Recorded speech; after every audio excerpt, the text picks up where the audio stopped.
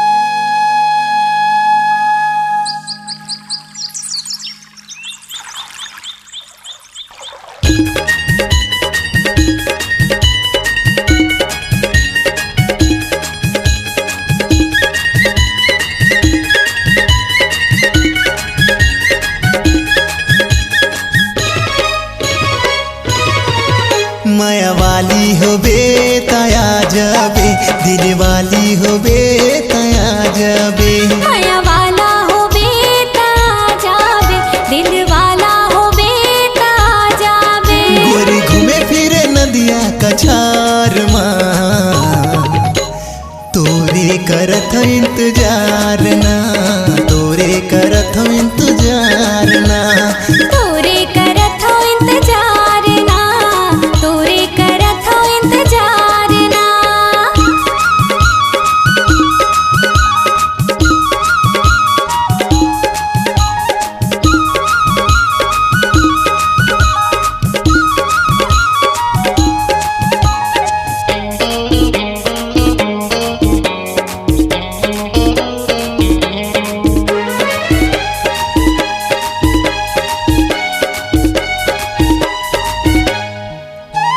तोला नवा हूँ मैं नदिया के पानी माँ,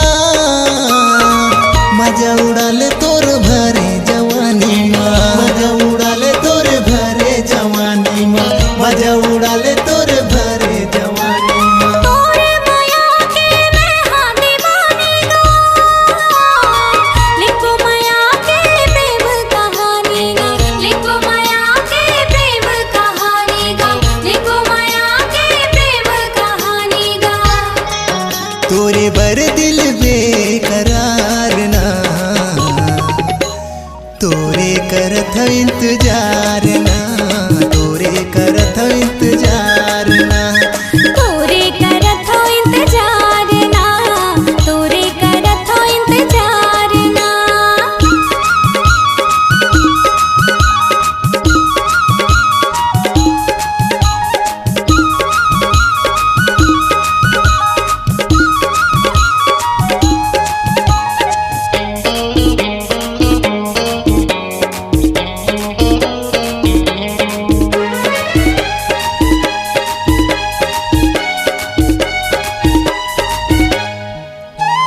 माया पीरित के बंधा लेना बंधना,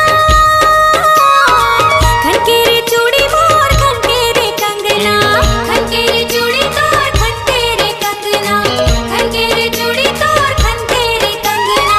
तोरे माया बिन जिंदगी अधूरा, कर ले माया संगी जिंदगी माँ पूरा, कर ले माया संगी जिंदगी माँ पूरा, कर ले माया संगी जिंदगी माँ पूरा। तोरे बर हावे मोरे प्यार ना, तोरे करत हो इंतजार ना, तोरे करत हो इंतजार ना।